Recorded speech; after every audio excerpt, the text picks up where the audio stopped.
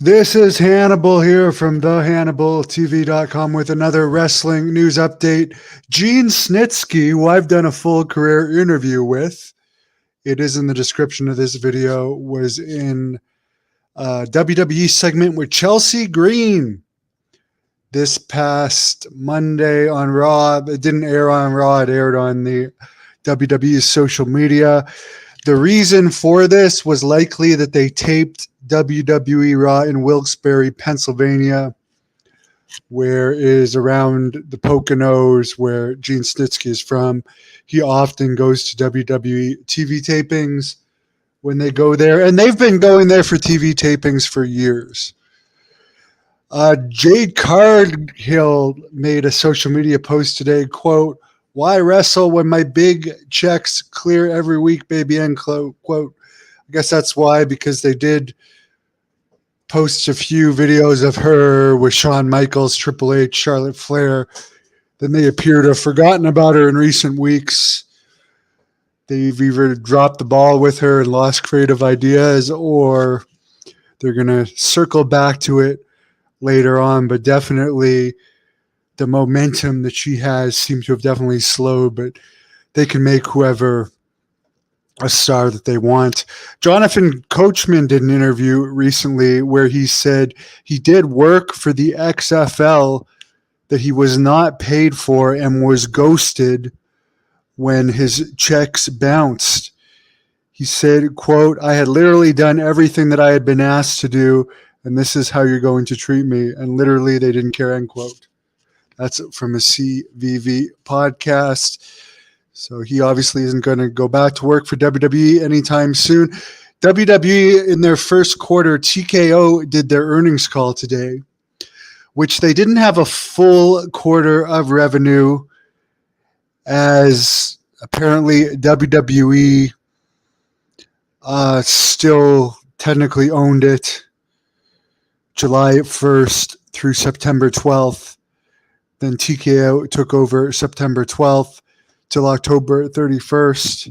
There was a total revenue from WWE for that period, $51.6 million. That would be from July 1st to September 12th. Then their combined revenue from WWE and TKO for the entire quarter would be $287.3 million. That's down 6% from last year, due to less consumer product licensing and media content fees. It is getting a bit stale, WWE. I mean, a lot of people are sick of this Roman Reigns being pushed, and they are bringing back some old guys, but it's mostly to just put the young guys over. There's very few really new stars emerging that have mass appeal. UFC revenue was up, controversially, for the UFC portion of TKO. They took in $397.5 million, which is more than the $340.7 million they took over last third quarter. They had an increase in media rights, an increase in live event revenue, and an increase in sponsorship. They did put a comment out that Mr. McMahon's membership on their board, I'll quote it. This is from TKO. Quote, "Mr. McMahon's membership on our board could expose us to negative publicity and or have other adverse financial and operated impacts on our business. His membership also may result in additional scrutiny or otherwise exasperate the other risks described herein, and if these outcomes could directly or indirectly have adverse financial or operational impacts on our business," end quote. So that makes me think that if they're putting out disclaimers on him already, and they didn't even have a full quarter with him in there, that he did already hook UFC up with the Saudi Arabia deal, according to Dana White, which was reported by the Wrestling Observer. I mean, maybe they'll get what they can out of Vince McMahon and then let him go. Who knows? But apparently his names came up under WWE legal proceedings. TKO assumed $3.5 million of Vince McMahon's future payments to certain counterparties. I guess that's in relation to settlements. And that he is going to agree to pay all future settlements personally. It's not going to go out of TKO. And as reported by Dave Meltzer, some of the highlights from the call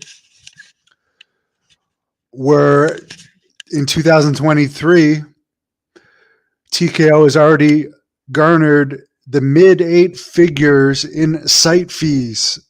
So basically, this is people paying to bring WWE and UFC to their countries, such as Elimination Chamber event, paying the largest fee ever to bring it to Australia, and Saudi Arabia, and Abu Dhabi, and places like that, paying a fortune to bring both WWE and UFC. Apparently, this WWE NXT deal with the CW network is going to help them out a lot. It's more than double the $15 million a year they were getting on the USA network. Be interesting to see if that deal includes bringing more main roster talent to NXT. And it'll be even more interesting to see if that means the demise of NWA's CW network deal, which I would speculate is more than likely the case. Apparently, Ari Emanuel is very happy that SmackDown is going to USA at an increased media rights deal. Of course, they're off Fox, they're off network, they're back on cable. How that's going to affect them in the long run, we'll see. Apparently, they have until the end of October of next year to find a new partner for Raw. Apparently, they're going to continue to look for more cost-cutting efficiencies between both WWE and UFC, a variety of departments. So basically, maybe some people that are working for UFC now could also do a WWE job or vice versa and eliminate a person that they would have to pay. Apparently, some partnerships and sponsorships are being sold as combined packages now for WWE and UFC, which obviously has got to be one of the bonuses of having those two companies together. Apparently, WrestleMania 40 at Lincoln Field in Philadelphia already has over 90,000 tickets sold for the 2-day event, which is more than they sold for LA WrestleMania 39 last year. WWE, it's going to be a 5-year deal for this USA Network deal for SmackDown that starts in October 2024. And related to UFC, they held 13 events between July and the end of October, and international sellouts are still happening big time for the UFC.